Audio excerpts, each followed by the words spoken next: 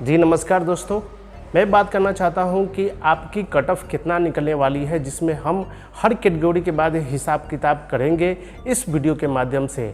अगर जनरल में है तो आपको कितने परसेंट चाहिए पास होने के लिए, आप ओबीसी है या फिर एससी एसटी हो या फीमेल कैटेगरी क्यों न हो या फिर पीएच कैटेगरी क्यों न हो, हम इस वीडियो के माध्यम से सारी जानकारी यहाँ पर बताने जा रहे हैं। नमस्कार दोस्तों, मैं आर्यन सर फिर से स्वागत करता हूँ आपके अपने YouTube channel Aryan sir blogs पे।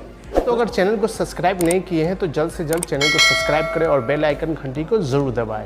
और इस वीडियो को ज़्यादा बात करना चाहता हूं कि आप जनरल कैटेगरी में अगर आते हैं या फिर ओबीसी में आते हैं तो आपको कितने नंबर चाहिए उत्तीर्ण होने के लिए। तो सबसे पहले मैं बात बताना चाहता हूँ कि वीडियो को एकदम स्किप मत कीजिएगा, क्योंकि वीडियो बहुत ज़्यादा इम्पोर्टेंट है, ज़रूर देखिएगा। दोस्तों, जनरल अगर ओबीसी में आते हैं तो 60 में कम से कम 30 नंबर आपको चाहिए उत्तीर्ण होने के लिए सीबीटी एग्जामिनेशन के लिए। वही मैं बात करना चाहता हूं कि SC ST plus all category female के लिए आपको कम से कम 60 नंबर से कम 27 नंबर आपको चाहिए उत्तीर्ण होने के लिए, ठीक है। और पीएच कैंडिडेट के लिए आपको चाहिए कम से कम 26 नंबर उत्तीर्ण होने के लिए सीबीटी एग्जामिनेशन की। याद रखिएगा, ये बहुत ज़्यादा इम्पोर्टेंट है, ठीक है। तो ये याद रखिएगा, अपनी कैटेगरी बाय कैटेगरी आप निकाल सकते हैं।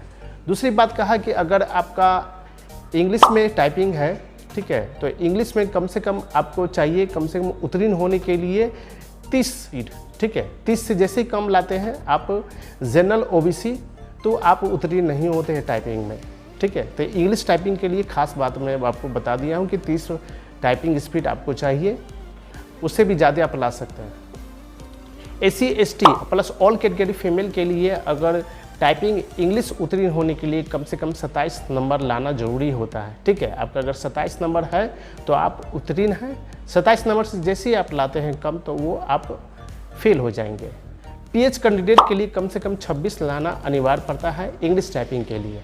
तो 26 नंबर आप टाइपिंग में लाते हैं तो आप उत्तीर्ण हो जाइए, कम लाइएगा तो आप फेल हो जाइएगा। हिंदी टाइपिंग की अगर मैं बात करना चाहता हूं तो हिंदी टाइपिंग के लिए 25 में से कम आपको 25 नंबर लाना अनिवार्य है जनरल ओबीसी के लिए, ठीक है। 25 से जैसे ही आप कम लाते हैं तो आप उत्तीर्ण नहीं होते हैं, फेल हो जाएंगे। इसलिए 25 से आप ज़्यादा नंबर लाइएगा हिंदी टाइपिंग में। मैं बात करना चाहता हूँ कि SC ST all category female में कम से कम आपको 22 नंबर लाना अनिवार्य है हिंदी टाइपिंग के लिए, ठीक है। जैसे आप हिंदी टाइपिंग के लिए 22 नंबर लाते हैं तो आप उत्तीर्ण कहलाते हैं।